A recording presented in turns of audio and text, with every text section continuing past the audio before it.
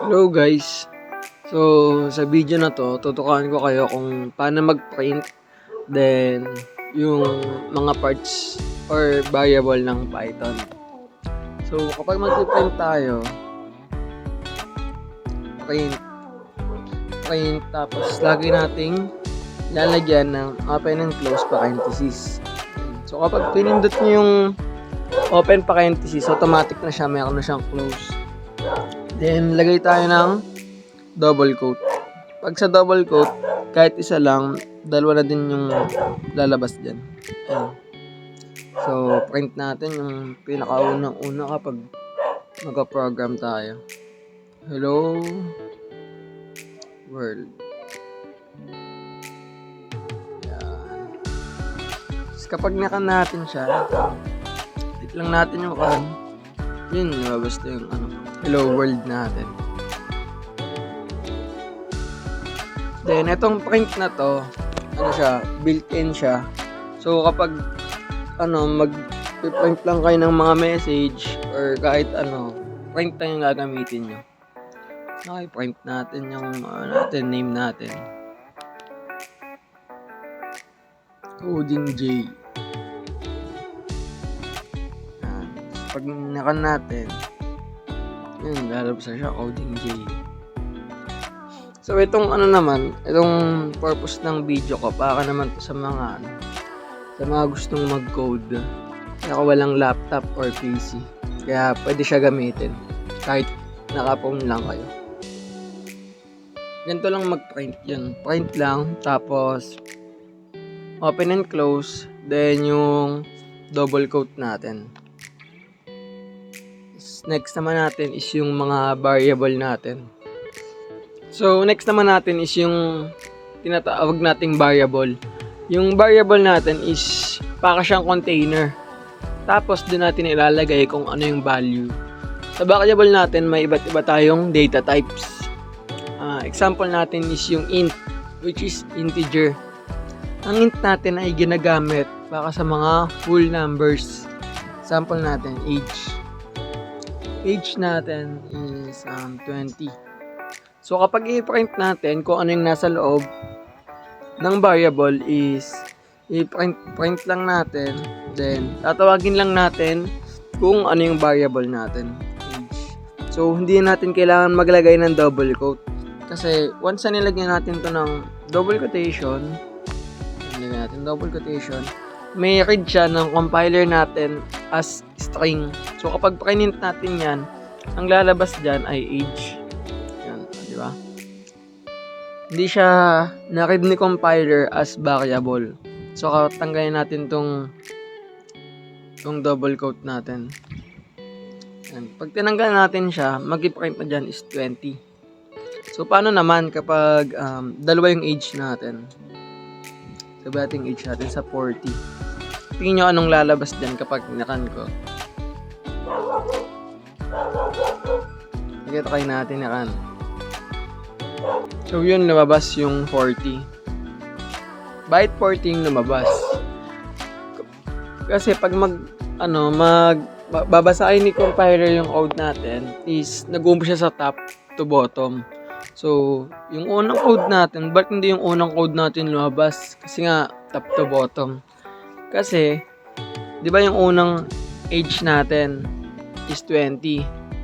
So, yung next na babasa, so, ang alam ni compiler, yung age natin is 20. So, kapag bumaba ulit siya sa next na code, which is yung line number 2, yung age daw doon is 40. So, kumbaga, yung unang line natin is na-overwritten na siya. Kaya yung age na natin is 40 na instead of 20. So, kapag print na natin to, bumaba ulit sa panibagong line, sa haba, pag print na natin yung age, ang i-print na is yung age 40 na. Kasi yung unang age 20 is na-overwritten na siya ng age 40. Kaya kapag print siya, 40 na yung lumalabas. Okay, gets ba? Next naman natin is yung float. Yung float natin, siya yung may mga decimal value. Sample natin, price. Sabihin natin price. Kaya yung price nun, 20.9. Yan. Ito. So, dito, lagyan natin ng comment. Ito. Comment natin dito, hashtag or number na tinatawag nila. Ito ay int. Kasi ito, float yan. Pag i-print lang ulit natin yan, yung float, pagin lang ulit natin yung variable niya. Yan, print price. Yun, nabas na 20.9. Ito, float to. Float. Yan. Itong mga kulay green na yan, comment yan. Kapag ang purpose naman ng comment is baka, kunwari mahaba na yung code mo, hindi mo na kailangan na isipin pa lahat. Kumbaga, siya yung description ng code mo. Na example nito, yung 1. Yan, integer siya. Ito, next, float. Lagyan natin, integer. Yan. Tapos next naman natin, meron na tayong integer, float. Next natin is string. Ang string natin, kunwari, name. Full name, lagyan natin ng full name. Pag gagawa pa kayo ng variable, always dapat yung unang letter natin is lowercase. Okay. Then, hindi din siya gumagana ng mga special characters like at, yan, at, name, yan, ganyan. Ayun, mag-error siya. Hindi siya pwede. Hindi siya pwede ng may special character. Hashtag. Yung ganyan naman is comment naman natin. Sample natin dollar. Kung gagana. Yun, di din siya gumagana. So, always dapat lowercase. Then, kunwari naman, yan, full name. Kapag dalawang word siya, pwede natin siya i-separate gamit yung underscore. Para hindi kayo mahirapan kung titingnan nyo siya, madali siya basahin. Kasi, kapag inilagyan natin ng space yan, hindi din yan may read ni compiler as full name talaga. Ay no, hindi siya gagana. Full name. So, kailangan natin i-separate siya with underscore. So, yung full name natin, eto string to. Ang string natin ay lagi natin ginagamitan ng double quote. Double quote. Then, kapag single word, ay single letter lang siya, is gagamitan natin siya ng single quote. Pero kapag words or sentences, double quote gamit natin yan. Sample natin, coding J. Yan. Tapos kung gusto natin i-print yung coding J natin. Print lang natin, print full name. Tapos pag print natin, yun, lalabas na yung coding J. Coding J natin, lagay tayo ng string. Tapos, next naman natin is boolean or boolean. Tinatawag nila. Ang boolean or boolean is ang value niya lang true or false. Sample natin is selected.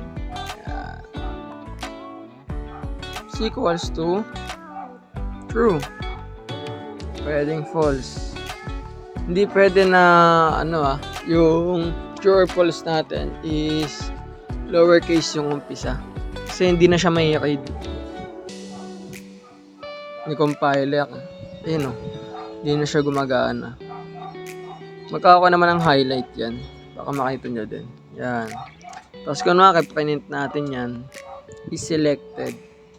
Is selected.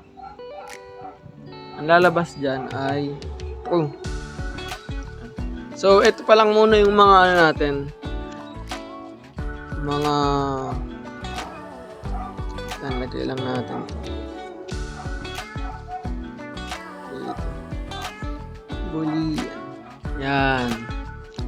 So, So, ito pa lang muna yung mga variables natin kasi ito lang naman yung palagi natin ginagamit. Pero meron pa yan, 7 ata to or 8 na data type. Pero, madalas talaga sa code ang ginagamit lang itong 4. Integer, float, string, tsaka boolean. Okay guys, so ito muna sa ngayong video. So yung ano ko pala, meron din akong YouTube. Nasa ano na lang, link in my bio. Thank you.